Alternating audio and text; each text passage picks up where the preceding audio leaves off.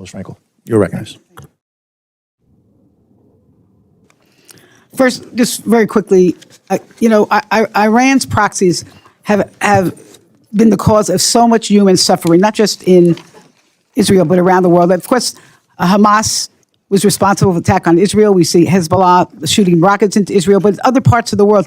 Question is, are billions of dollars or any funding going to go back to Iran so that they can resume to fund their proxies as a result of the deal that you are talking about? Well, first of all, the deal that we are talking about, or the deal that you've seen reported in the media, is a dynamic situation, because the first thing, sort of what needs to happen at the front end is they want us to lift our blockade so they can get their ships to market. That isn't going to happen unless they open the straits. So that's the first thing. The second thing that has to happen related to the first is they have to agree to enter into negotiations that are on very specific topics, which they have not been willing to do in the past. Number one, they have to agree to negotiate on the issue of no enrichment. Number two is they have to be willing to agree to dispose of... I don't mean to... I know, but it's going to get to your point, I promise. Please, okay. The second thing is that they have to agree on the issue of the highly enriched uranium. Now, what you're asking about is, what about sanctions relief for frozen funds and assets? So let's begin by saying that this regime, as you have rightfully pointed out, even despite sanctions, even despite all the pressure, have found a way to funnel money and resources to these proxy groups.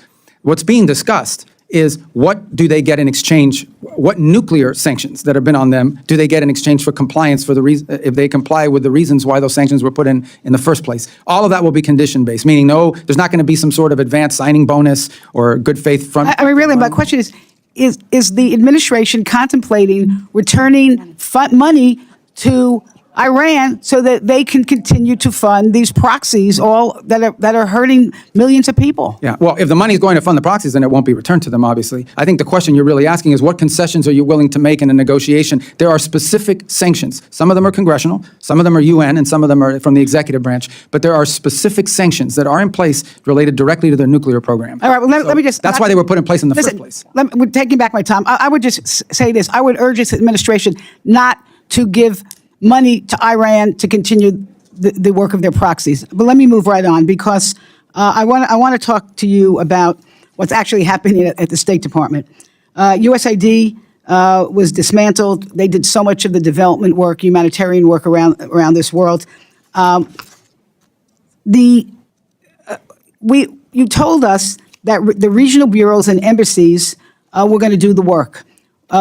We have sent directives from Congress to the State Department, and for example, millions for education, for agricultural capacity, for water and sanitation.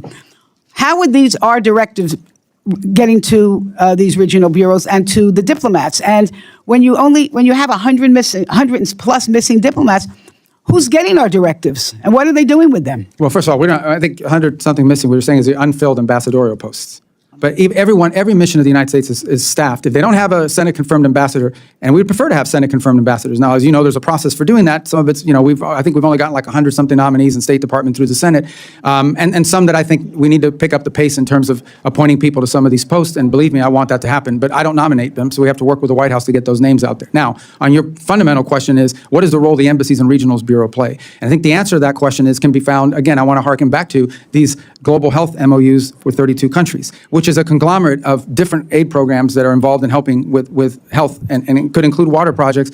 These are often negotiated directly out of the embassy with personnel that are on the ground that are laying the groundwork to do it. The other things the embassies do is they help us identify the areas that would have the highest impact at the best efficient cost in these individual countries. Ms. Sorry to interrupt you, but what I'm worried about, what a lot of us are worried about, is the lack of expertise. The expertise, so your people in the various countries even know what to do. What has happened to that? So there were thousands of people fired. I mean, how do we know that in each of these countries you have someone there who knows how to fix a water system? Or Well, but first of all, I think that we would ideally do in every one of these cases that we would be partnering with the local government, with the domestic government, with our host nation, to ensure that we're relying on building their capacity to do this work. And our job, it depends on the country. And that's the unique part of the way we approach this. You could do a bucket and you can say, this is money for X, and it has to work exactly the same all over the world. Or you could do it the way we're doing, which is understanding that a health MOU with one country maybe look very different than what a health MOU looks like in another country. And then we would have to hire or add, depending on the contract, whether it's an international partner or others, if necessary, the expertise for implementation. But the key to the front end of it is identifying what those unique opportunities are, because I can tell you, going through the 32 MOUs, they are all different. And Mr. Secretary, I can tell you this, that because of whatever the lag time, the lack of expertise right now, there are literally thousands and thousands of people dying. I know there's. I don't. By the way, I just don't agree with that number. But I just, Mr. Chair, just one question, and we'll have another round. Okay. We'll have another round. One more thing. This is very important. All right. We have. She is a Floridian. I'm going to have to give her. I understand. No, we have heard. First of all, this country right now has a immigration policy which is an abomination. We're taking innocent people who have committed no crimes off the street, and we are sending them to countries, some of them that they have no connection to. And we are hearing that the State Department is out there making deals with foreign countries and saying, if you want to get development funds or healthcare or humanitarian funds, you must take X amount of deportees. And Mr. Secretary, you're going to have to answer that relatively quickly because we're way past time. I don't know where you've heard that from. We have certainly negotiated third country agreements with multiple countries around the world, but none of them are under threat. In some cases, for example, they have said, well, we'll do this for you but we have some costs associated with assuming this responsibility, and we provided them funds to deal with that. But I can't recall of a single instance, I don't know who's reporting this to you, where we're basically threatening a country that we're going to never deal with them again if they don't help us. But obviously we are friendly and help, but this is the way diplomacy should work. Honestly, let's be frank. We are going to reward those that are good to the United States. We're not going to be as friendly to places that are not furthering our national interests. For a long time, this has been going on. There are countries around the world where we were spending millions and millions of dollars, and they vote with us against us 99% of the time at the UN, and all the commercial contracts are with China. But yet we're funding their entire healthcare system. Look, I think that's a legitimate thing to say, hold on a second, does this make sense? All right, let's move on, and we've Beyond asset management, the data highlights a sweeping administrative transformation across the global health and development portfolios. Frankel entered into the record a critical analysis of the systemic dismantling of USAID, where the elimination of thousands of specialized personnel has compromised basic project implementation, including educational, agricultural, and water sanitation directives mandated by Congress across 32 unique global health MOU frameworks. The administrative trajectory is further illuminated by Rubio's acknowledgement of active third country agreements. While denying that explicit threats are used to compel sovereign compliance, Rubio openly affirmed that development and healthcare outlays are being structurally integrated into deportation logistics, establishing a transactional blueprint where financial disbursements are strictly allocated to nations, demonstrating absolute alignment with U.S. domestic enforcement priorities.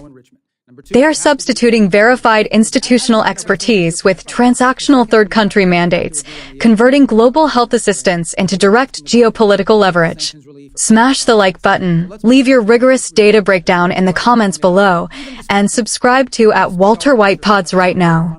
Turn on notifications to secure your access to raw, unvarnished data panels. The retention of structural leverage in international negotiations requires maintaining an unyielding boundary between sanctions relief and verified compliance metrics. Representative Lois Frankel recently established a rigorous procedural challenge against Secretary Marco Rubio, dissecting the administration's ongoing diplomatic engagements with the Iranian regime. Frankel pressed for explicit clarity regarding whether the State Department is contemplating the repatriation of frozen funds or nuclear sanctions relief that could be instantly redirected into proxy logistics. Rubio countered by defining a multi-tiered negotiation perimeter, asserting that the removal of maritime blockades is strictly contingent upon Iran halting all domestic enrichment protocols and disposing of highly enriched material, explicitly ruling out any upfront good faith capital allocations.